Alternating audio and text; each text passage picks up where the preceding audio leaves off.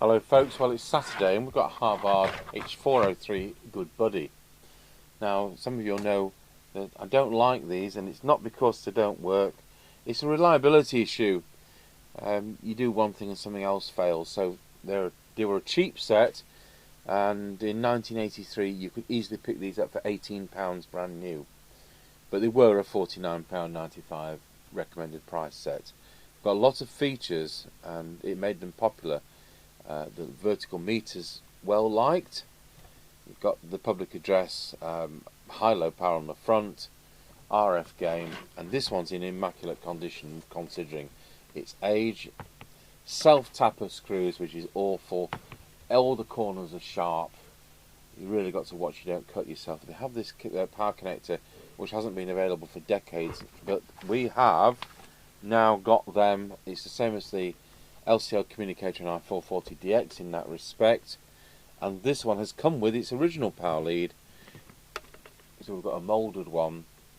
You will remember in the past that the Workman, whatever it was, fitted, but you did have to shave a bit off the Workman plug because it was not quite central, which these are. But of course that's the right plug.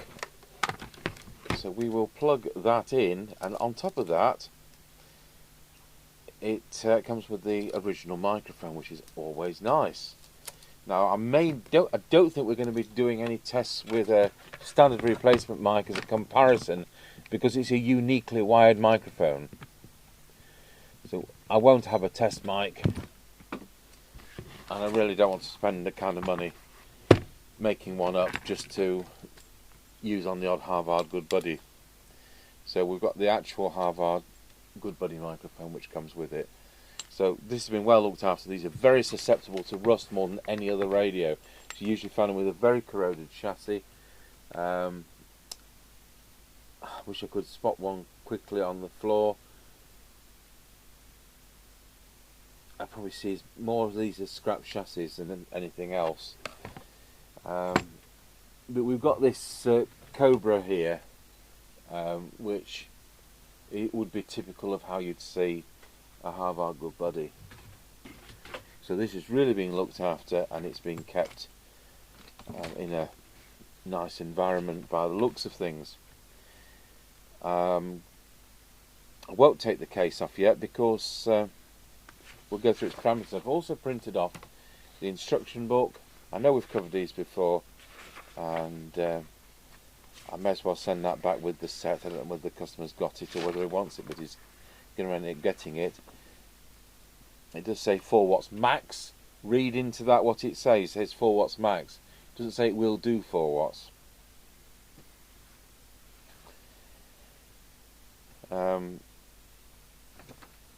So there we go. What's the sensitivity supposed to be? Better than 0.5 of a microvolt to 10 dB cyanide. We'll see. We'll see right away.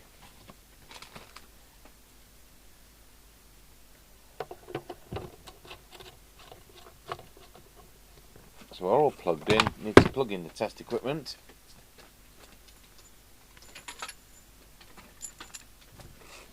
Still haven't published a road trip video which we did yesterday going to Chester. I was supposed to be doing a 3-channel walkie-talkie for Mark today, but then this has come in as a customer repair. That's our Mark G7NDJ.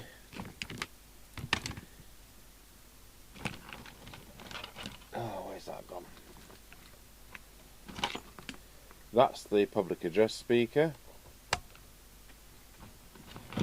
And somewhere is the one to go to the test gear. Power supply 13.8 volts on channel 20 watt, 20 not 21. Let's put picture in picture on. I can see it's appeared. Channel 20. I'm on the 3 watt scale. It's doing more than 3 watts. It's doing 3.3. Remember, this is as a cold set. I've already lost the pen.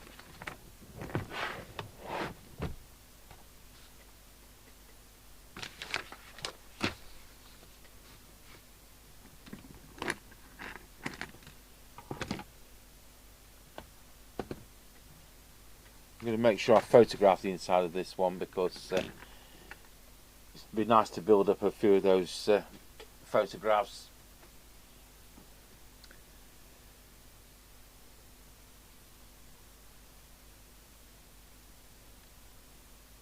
Right, so we're doing 3.3 watts on channel 20. Let's change channels. 3.1 watt on channel 40. Channel 1, 3.2 watts. Back to channel 20. Let's look at the current consumption. Exactly 1 amp. Low power. And it's doing what? It's doing 310 milliwatts.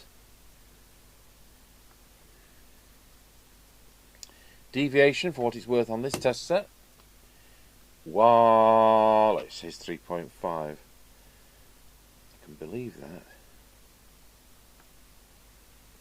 We don't have a VCO method.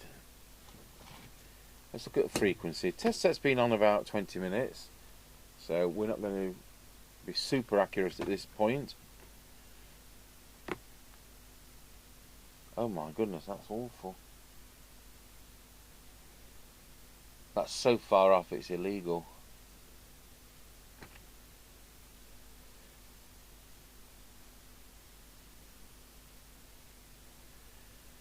I hope we haven't got the Duff crystal. So it should be 2779125. So if I just put that in as an aid memoir, 2779125, I've got to have it more than 79000 to, well, I've got to have it better than 79100 before I can release it.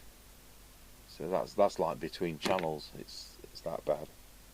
So what we'll do is we'll dial that into the signal generator, so we've got exactly the same frequency as what the set's doing, so we get a fair receive. It's 2778929.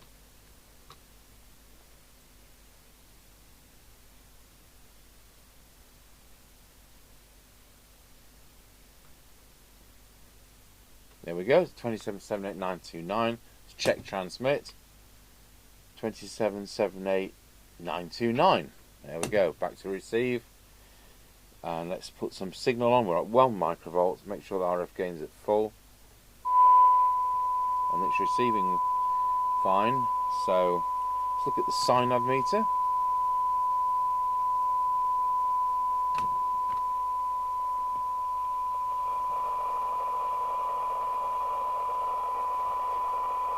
Very good. 0.34 for 12 dB synod.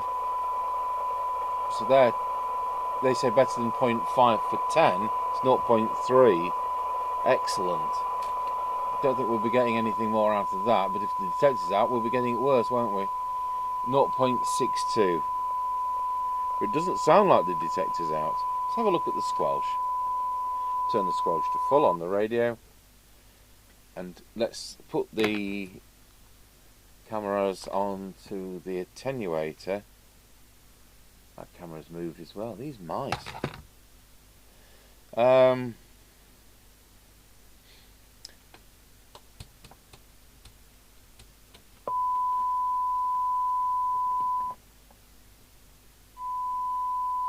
It is 100. It's 805 microvolts. Well, at least it opens. So we'll park this back at 0.3 and put the signal generator to standby. Turn the squelch on the radio to threshold.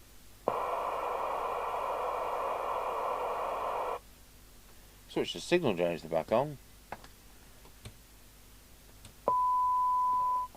Not very sensitive. 2.05. Not good enough.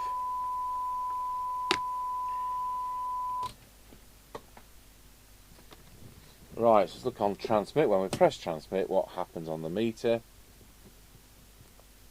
Oh, we're on low power, aren't we? It's spot in the middle of where it should be.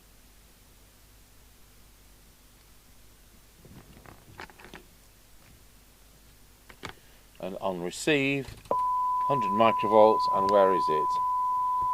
It's not quite at 9. Let's put a bigger signal on till it is. That's 9.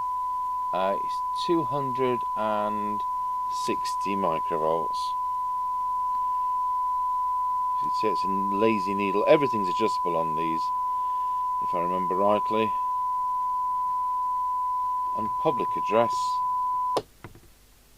Testing 1 2, testing 1 2, testing 1 2. Excellent. That proves the microphone works.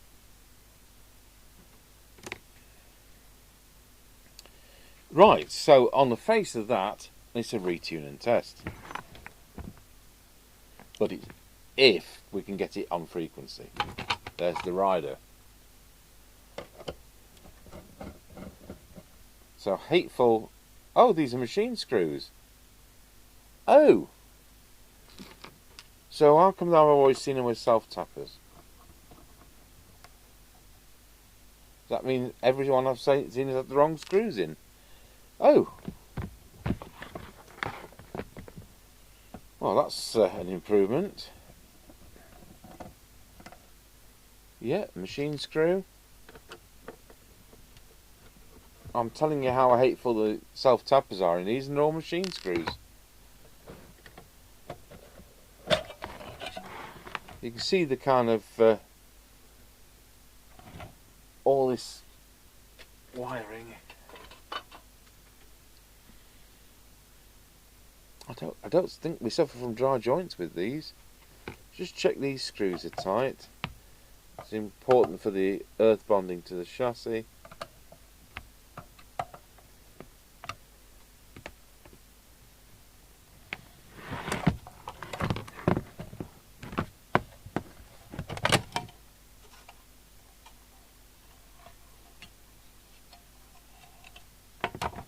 Get quite a long. I'll tell you what. I'll leave that connected for the time being. If we've got to start messing with the crystal, then that'll come off. Right. I'm just curious to see whether we can get this thing on frequency.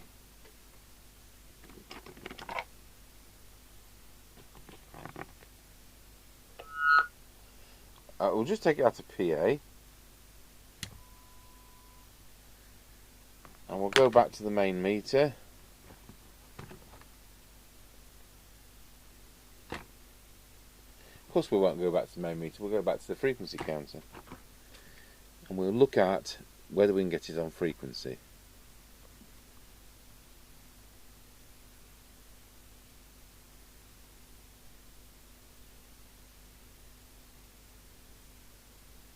Oh yes, we can.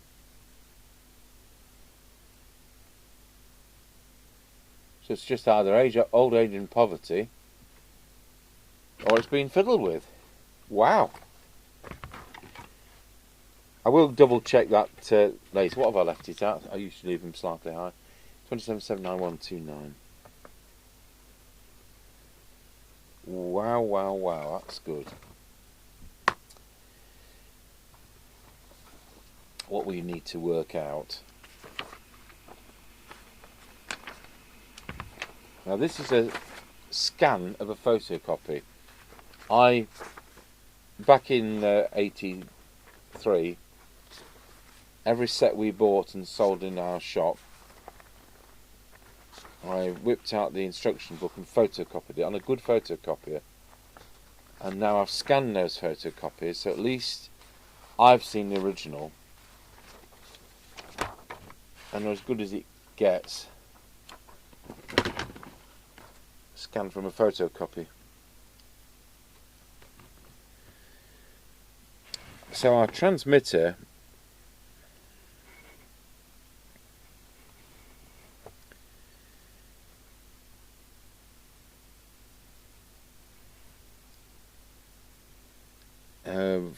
T8, T7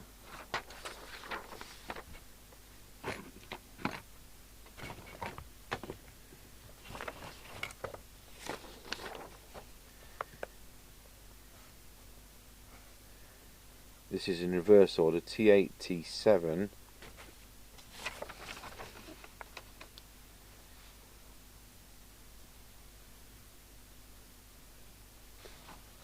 That's more likely to do with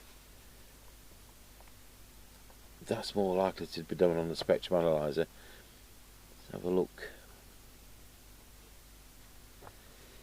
T6, T5, T4, T3,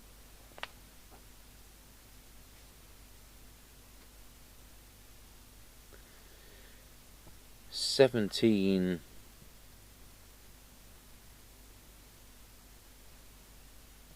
is going to be what comes out of the signal, out of the synthesizer there. So it's probably the 10.7 feed. T17. I'll put IF injection. I know what I'm talking about to myself. And then we've got from the front end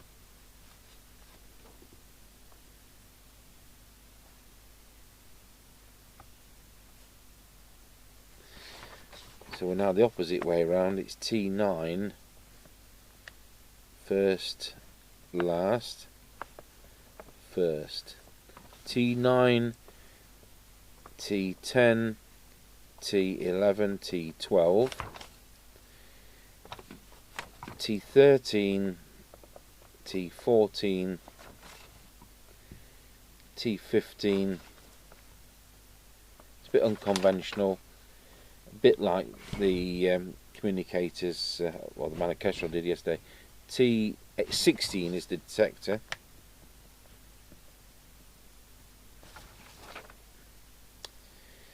So we won't be touching VCO, which is T2. We won't be touching T1, which is to do with VCO. We have got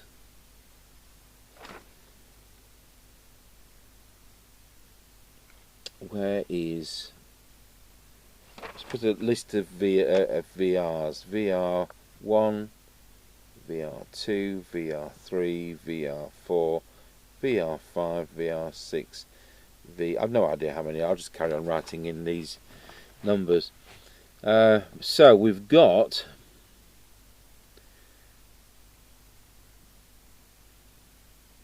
VR8 by the looks of it there.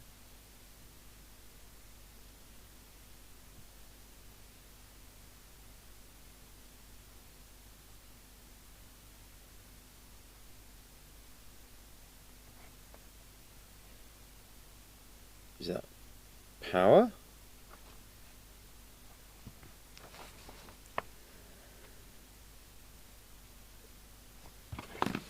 Didn't think it did it that way.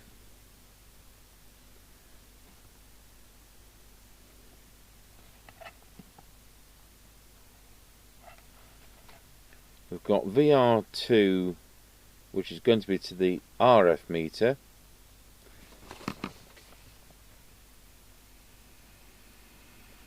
And S meter is VR3.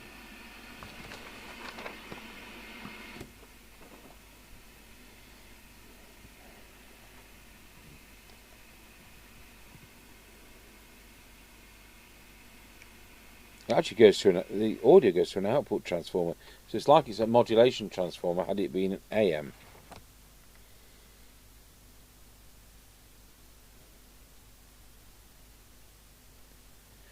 So our squelch preset is VR6.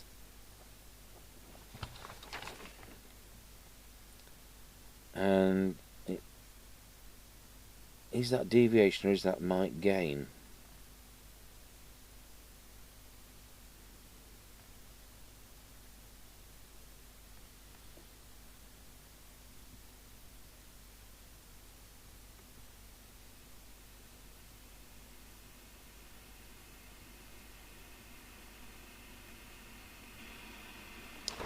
We'll put VR5 as TX audio.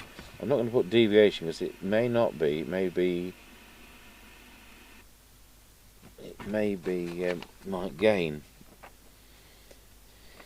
Have we done high-low power? No.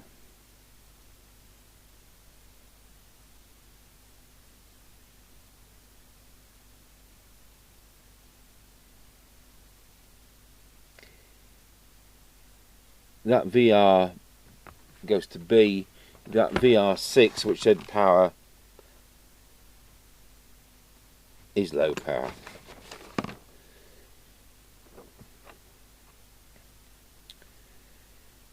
So what are we left out? Well, VR4's on the front panel and is RF gain by the looks of it. So that's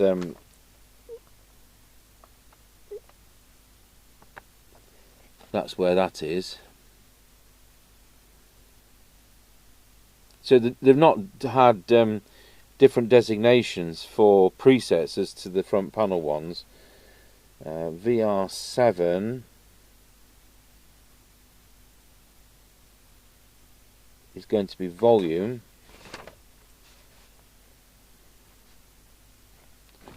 So chances are VR1 is going to be squelch. Next, VR10. VR10 is front panel squelch. So where can we find any more VRs?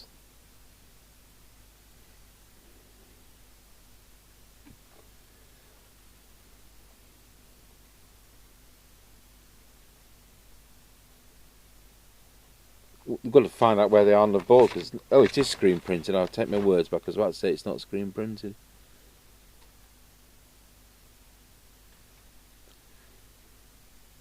Well, that's kind of done the homework for now. There may be others. I'm wanting to get this, so we do a photo, get this once and for all and in the folder and scanned and you name it, so we can... I've got a Harvard CBM404 and I've got a, which is the same chassis, and I've got a Alba, is it CBM5, which same chassis. So there's also Commandos, is SB302's same chassis. In fact, there's a Commando on eBay right now. So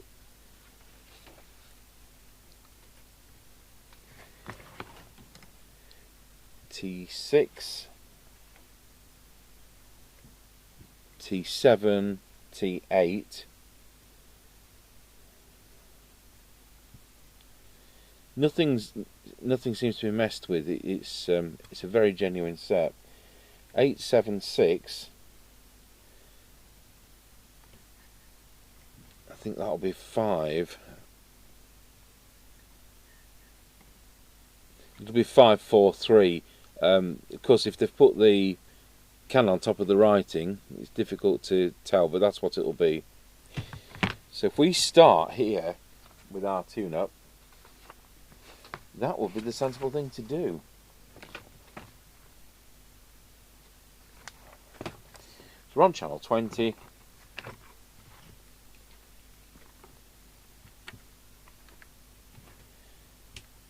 We're at 3.3 watts, which is more than most new sets do.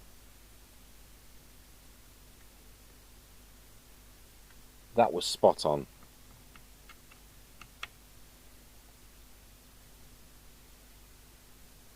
That wasn't quite spot on.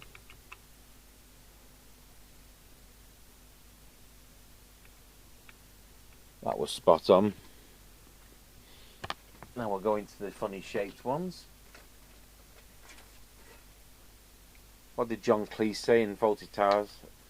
Oh, I suppose you want amphibious landing craft shaped chips.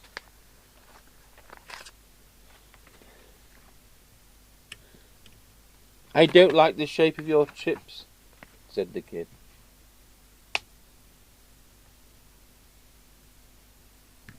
.4. That looks cracked.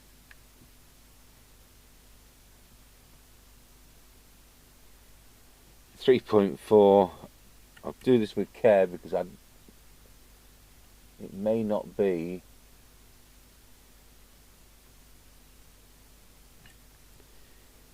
That's 3.4.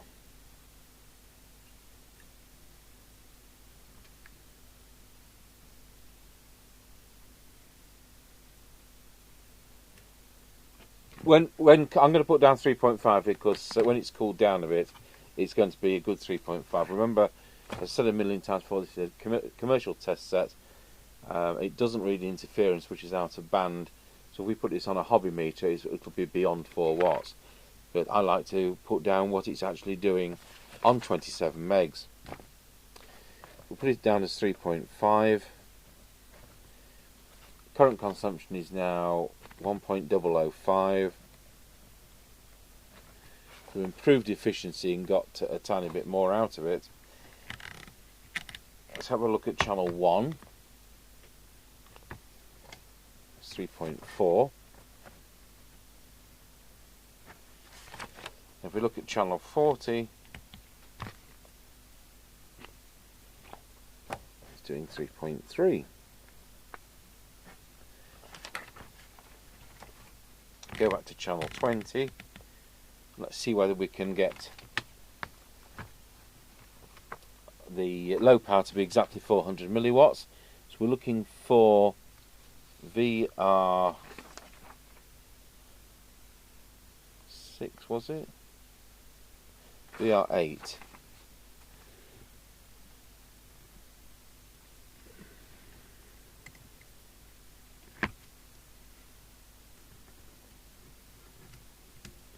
VR5, 6, 1, 3, any advance, 2,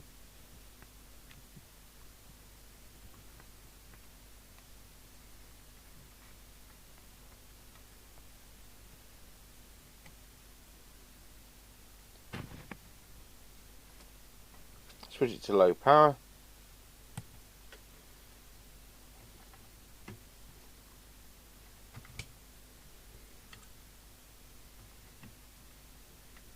Yeah, 400 milliwatts, there we are.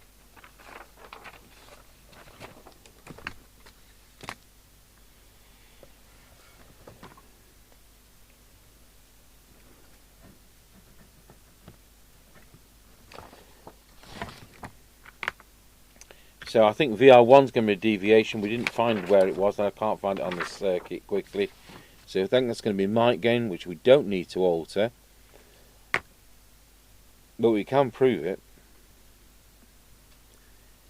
Let's do the meter. So when I key it up on full power,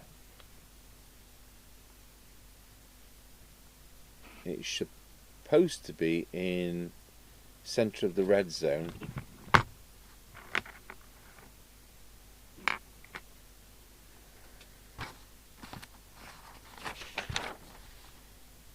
And we are looking for VR2.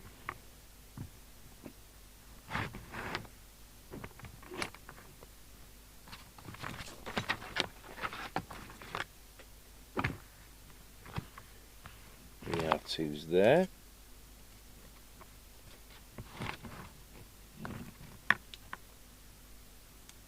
There we go. Right, I'll get it plugged into the test set behind me and we'll get a deviation reading. I suspect it's stupidly high at 3.5, just so that it works on 3 channels at once.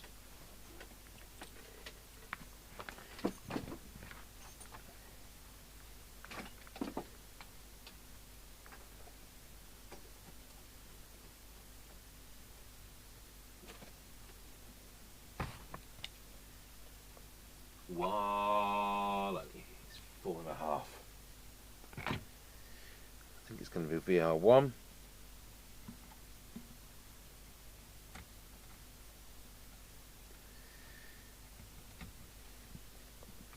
Voila, that's it.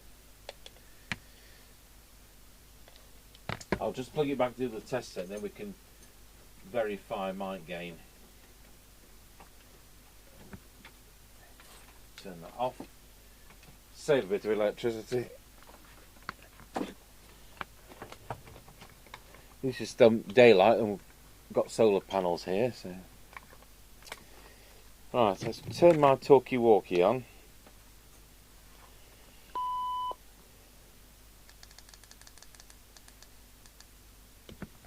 Testing 1 2, testing 1 2, 1 2 1 2, testing 1 2.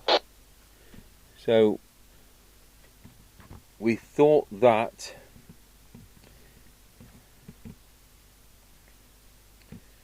TX Audio's 5, which is that one. 1 2 1 2 1 2 1 2 1 2 1 2 1 2 1 2. It is mic gain. So we'll put that exactly where it was. And we'll look at deviation on this test set. Wallow. Oh, in the wrong mode. Wallow. It says it's 2.1, well it's lying. Good. That's another parameter sorted. 4.5. 2.2 to 2.5. But it sounded great on a Fidelity 1000. And that's all. We've done that. So let's look at the receiver, which is excellent anyway. I'm going to just check frequency again because time's moved on, and see where we are on transmit. It's still 2779128, which is great, so I think we're stable. So we'll just get the signal generator 2779128.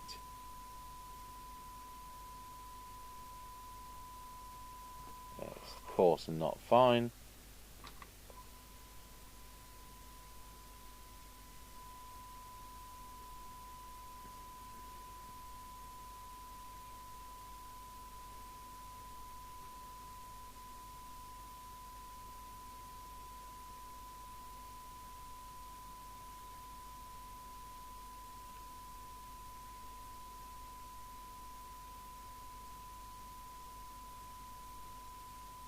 There we go.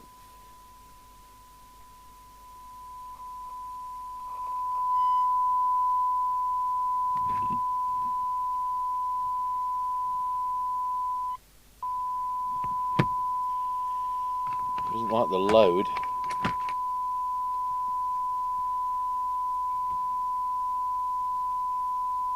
So our detector coil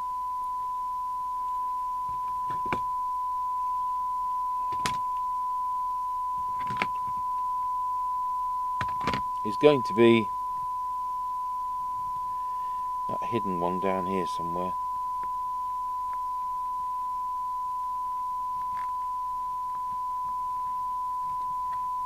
There.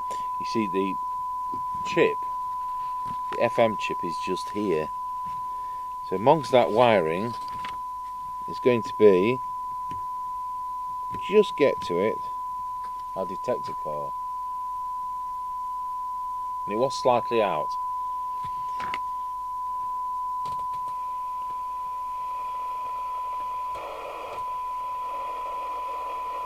Right, we'll go through the front end, etc. And I've come to the conclusion that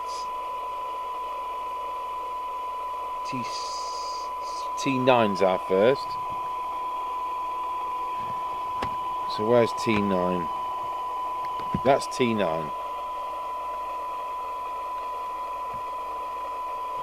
Let's go over to cyanide meter.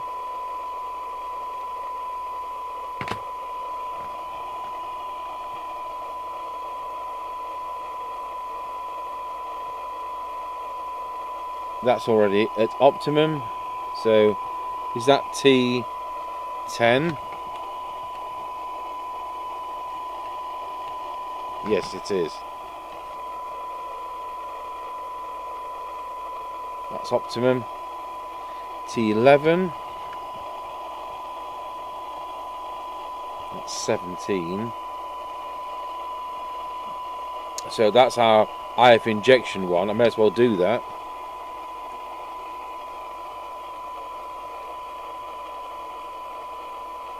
That's optimum. That was our first transmit one, which we didn't touch. Did we do that one? Yeah, we did. T2, which we're avoiding, that VCO.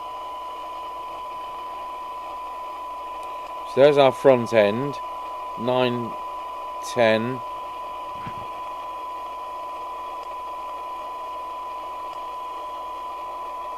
11 and 12.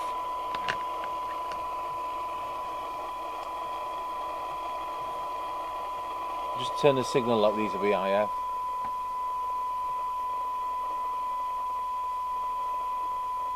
Well, there's an improvement.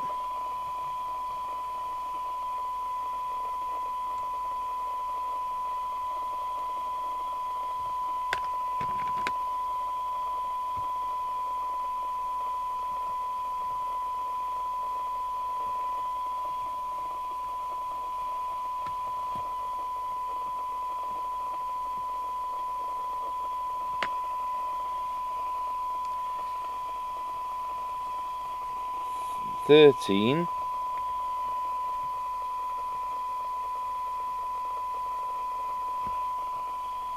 14.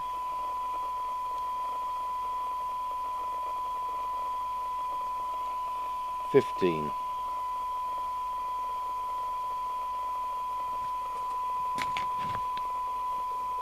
We're dancing around the edges. Let's see whether it's better or worse, because I did do the detector. 0.34 microvolts, 12 dB.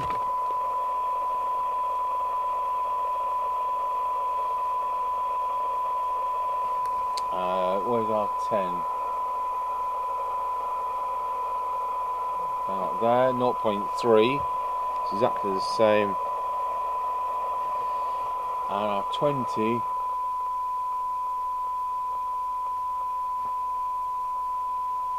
.6, I could say 0.59. So we're really skirting along the edges there. Exactly the same, and well, it's neither here nor there. But at least the detector's right, and it's not thrown out everything else, so that's good. So whilst we're playing with that, let's look at S9 on the meter, and we want VR3.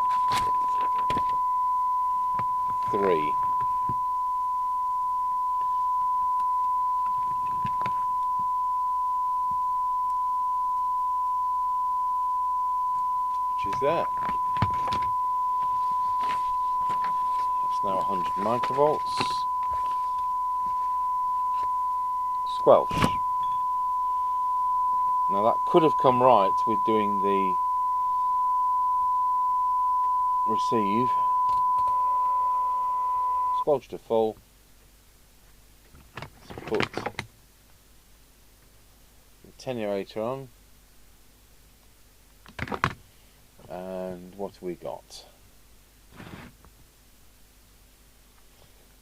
1, 3, 10, 30, 100. Well, it's not coming in as 100. I want it to come in at 100.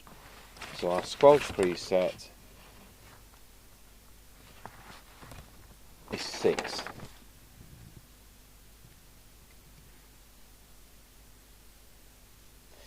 Okay, well, it doesn't come in where I want it to come in. Let's put the wick up a bit. That's our maximum sensitivity. Let's see if that's any good.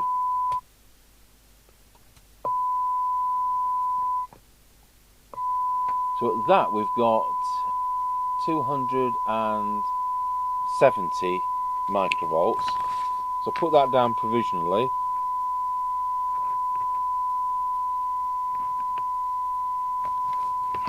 So if I put the pen again.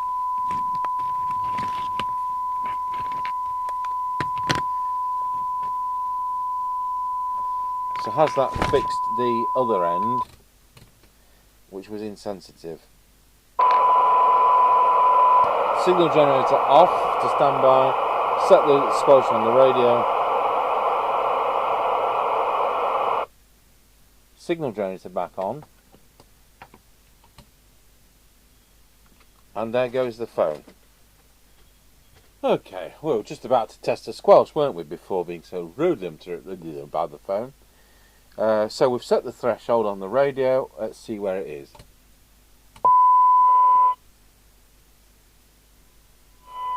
.6 microvolts. That's not good.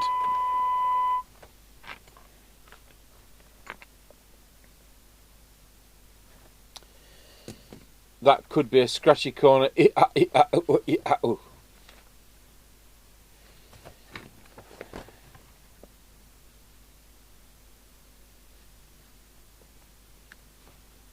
There we go. So I've taken a photo of the innards. We've covered all the presets. I'll tell you what, I won't put the screws in case I've got to revisit it whilst making up my chart.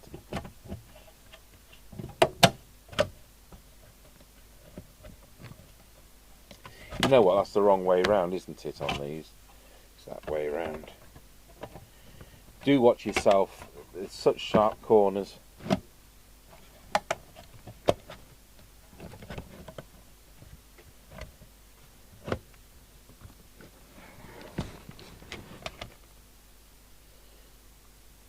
Well, I'm very pleased I didn't have to delve into that.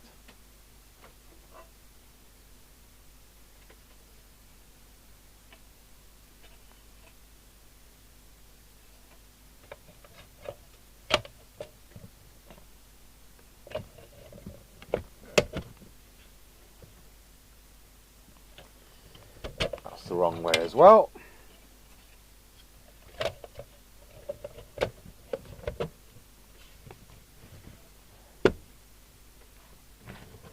Right, we'll swap it for the internal speaker. Yep, that works.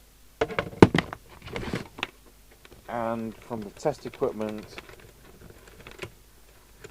just do a quick power check before I disconnect it. So 13.8 volts, channel 20 from cold. Doing 3.9 watts.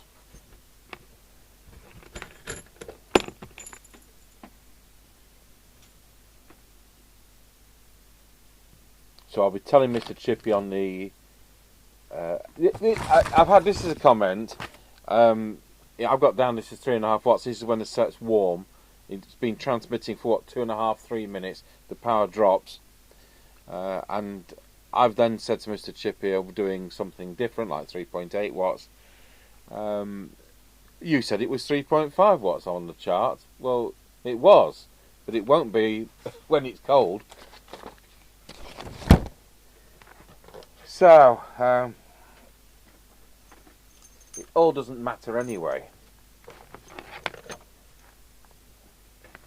I've said this before about the cars with the 1300 engines, and when you look at the specification itself, it says 1256 on the specification. It's not really 1300, is it?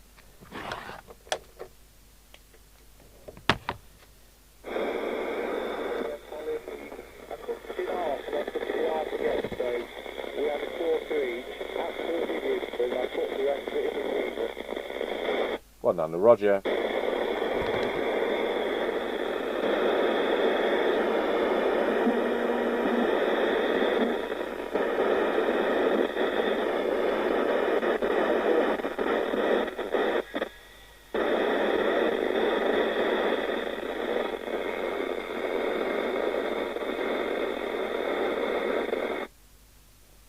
Okay, well there we are. We have done the Harvard Good Buddy.